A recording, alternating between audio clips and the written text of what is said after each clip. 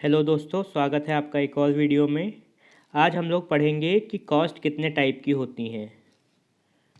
तो different different type की cost के बारे में आज हम लोग जानेंगे।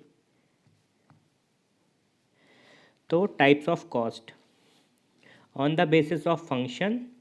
दो तरीके की कॉस्ट होती हैं, एक सेलिंग कॉस्ट और एक production cost. On the basis of sacrifice mode, accounting cost और opportunity cost. On the basis of production क्या होती है, एक्सप्लिसिट कॉस्ट और इम्प्लिसिट कॉस्ट। ये क्या होती है, इनके बारे में अभी हम लोग डीप में पढ़ेंगे। और on the basis of time, एक शॉर्ट रन कॉस्ट होती है, एक लॉन्ग रन कॉस्ट होती है।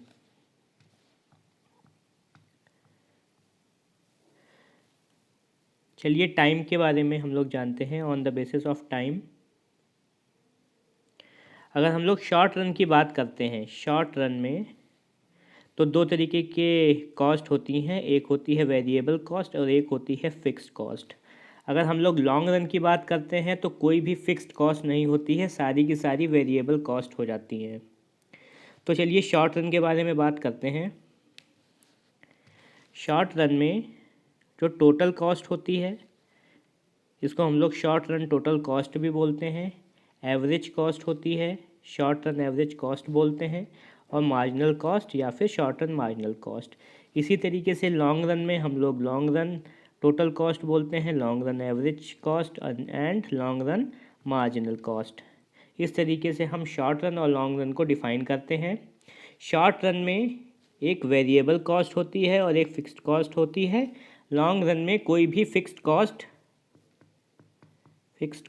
नहीं होती है, फिक्स्ड कॉस्ट नहीं होती है, सारी की सारी वेरिएबल कॉस्ट होती है। चलिए अब हम लोग वन बाय वन पढ़ते हैं कि एक्सप्लिसिट कॉस्ट क्या होती है और इम्प्लिसिट कॉस्ट क्या होती है। It is the actual money expenditure on inputs और पेमेंट मेड टू आउटसाइडर्स।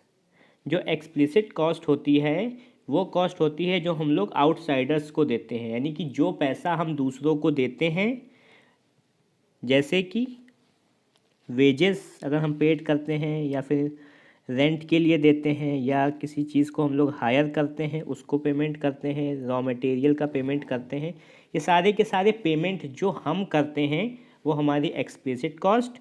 और इम्प्लिसिट कॉस्ट में हम लोग क्या जानते हैं, इम्प्लिसिट कॉस्ट में हम लोग क्या होते हैं, the value of input supply by the owner including normal profit. ये वो कॉस्ट होती है जो एक ओनर खुद करता है। जैसे कि क्या होता है, इंटरेस्ट ऑन ओन कैपिटल। अगर ओनर ने अपनी खुद की कैपिटल लगाई है तो उस पर जो इंटरेस्ट मिलेगा वो उसे खुद को ही मिलेगा। रेंट ऑन लैंड, जो मान लीजिए कोई ज़मीन है, ओनर की खुद की ज़मीन है, उस पर वो काम कर रहा है, तो उसमें जो मिलने वाला रेंट है वो इम्प्लिसिट कॉस्ट है। Salary for the services of entrepreneurship, यानी कि ये सारी की सारी कॉस्ट जो इम्प्लिसिट कॉस्ट में आएगी वो ओनर की खुद की है। अगर वो ये सेवाएं किसी और को दे रहा होता तो उसको सैलरी मिलती, इसी तरीके से उसको इंटरप्रेन्योरशिप मिल रही है। अगर वो कैपिटल किसी को दे देता तो भी उसको इंटरेस्ट मिलता, अगर वो लैंड किसी और को दे देता तो उसको रेंट मिलता। तो ये सारी की सारी कॉस्ट मिला करके इम्प्लिसिट कॉस्ट बन जाती है, जो एक इंटरप्रेन्योर खुद अपने सामान को यूज़ करता है, उसको हम लोग इम्प्लिसिट कॉस्ट बोलते हैं। जिसके लिए पैसा दूसरों को दिया जाता है वो हमारी एक्सप्लिसिट कॉस्ट है। जैसे लेबर को वेजेस देते हैं, अगर हम कोई चीज़ रेंट पे ले रहे हैं तो उसको रेंट देना है, कोई चीज़ हायर कर रहे हैं तो उसको पेमेंट करना है। इस तरीके से इम्प्लिसिट कॉस्ट और एक्सप्लिसिट कॉस्ट में डिफरेंस हो गया। जो पैसा हम दूसरों को दें एक्सप्लिसिट कॉस्ट, जो पैसा हम खुद को दें वो इम्प्लिसिट कॉस्ट। इसी तरीके से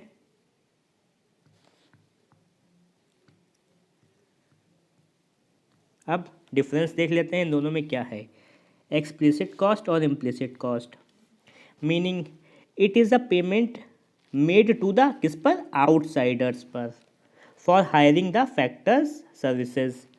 इट इज़ अ, अच्छा इम्प्लिसिट कॉस्ट में क्या है, it is a cost of self supplied factors, जो फैक्टर्स एक एंटरप्रेन्योर ने खुद सप्लाई किए हैं उसको हम लोग बोलते हैं implicit cost. Money payment, it involve actual money payment on the buying and hiring input. अगर हम किसी चीज़ को खरीदते हैं या फिर किसी चीज़ को हायर करते हैं तो हमें उसको पैसा देना पड़ता है, वो है explicit cost. It implicit cost में पढ़ते हैं, it involves imputed value of factors owned by the firm, there is no money payment involved। अब एक बात बताइए, जो ज़मीन आपकी है आप अपनी ही ज़मीन के लिए देंगे कि भैया रेंट दे दो, या अपनी कोई मशीन लगा रहे हैं तो कहें हमको इस पे वो दे दो, ये वो इंटरेस्ट दे दो, तो इसमें मनी पेमेंट नहीं होता है, नो मनी पेमेंट इन्वॉल्व। इसका एग्जाम्पल देख लेते हैं, payment of wages, rent, insurance या फिर प्रीमियम। इसमें क्या होता है, इंटरेस्ट ऑन कैपिटल होता है, रेंट ऑफ ओन लैंड, इस तरीके का होता तो ये है, पर आपने ये बचा लिया क्योंकि ये आपने खुद की बिजनेस के लिए ये सारी चीज़ों का यूज़ किया है। अगर आप खुद के बिजनेस के लिए ये सारी की सारी चीज़ें यूज़ ना करके किसी और को रेंट पर देते तो भी आपको इससे रेंट, इंटरेस्ट और जो सैलरी आपको मिलती किसी और के लिए काम करने पर, वो सारी की सारी हम लोग उसको इम्प्लिसिट कॉस्ट में रखते हैं। तो जो पैसा हमने किसी को दिया वो सारा हमारा इम्प्लिसिट कॉस्ट में, जो खुद का है, किसका है, खुद का है,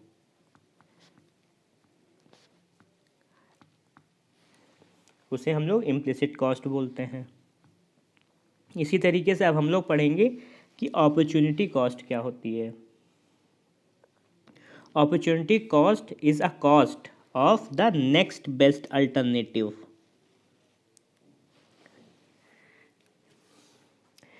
एक व्यक्ति था, वो एक जॉब इंटरव्यू में गया और उसने कहा, जो इंटरव्यूअर था उसने पूछा कि अगर आप ये जॉब ना कर रहे होते तो आप क्या कर रहे होते।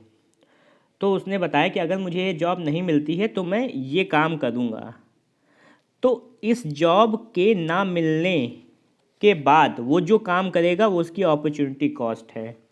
इसको पढ़ते हैं, the concept of opportunity cost is very important as it forms the basics of concept of cost. अच्छा, when a firm decide to produce a particular commodity, अगर एक फर्म ये डिसाइड करती है किसी पर्टिकुलर कमोडिटी को बनाने का, then it is always consider the value of the alternative commodity.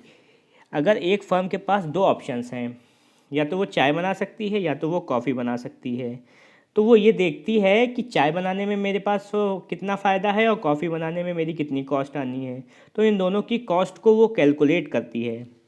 अच्छा, यहाँ पर क्या लिखा हुआ है, विच इज़ नॉट प्रोड्यूस्ड, उस कॉस्ट को लेती है जिसे वो बना नहीं रही है। मान लीजिए अगर वो टी को बना रही है, ठीक है,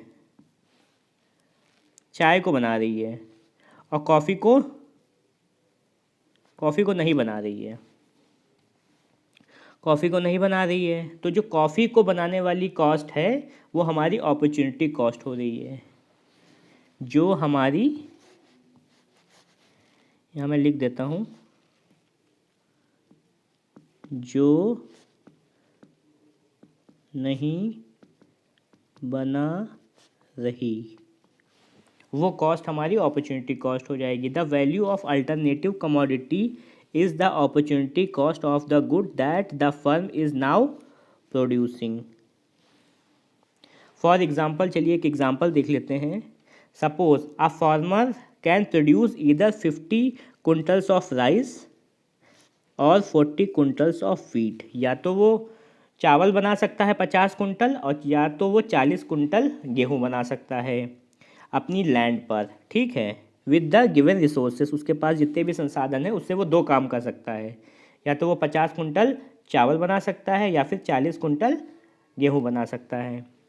if he choose to produce rice, अगर वो राइस बनाने का चूज़ करता है, ठीक है, वो क्या करता है, राइस बनाने का चूज़ करता है, राइस बनाने का चूज़ करता है, then he will have to forgo, तो उसे जो क्या बनाने का यूज़ करता है, राइस बनाने का यूज़ करता है, तो उसको जो 40 कुंटल का वीट है उसे वो त्याग करना पड़ेगा। भाई काम तो वो एक ही कर सकता है, एक ही तो वो बना सकता है कमोडिटी, या तो वो चावल बनाए या तो वो गेहूँ बनाए। तो जिस चीज़ का वो त्याग करेगा, अपॉर्चुनिटी कॉस्ट का सबसे अच्छा वर्ड हो सकता है त्याग करना।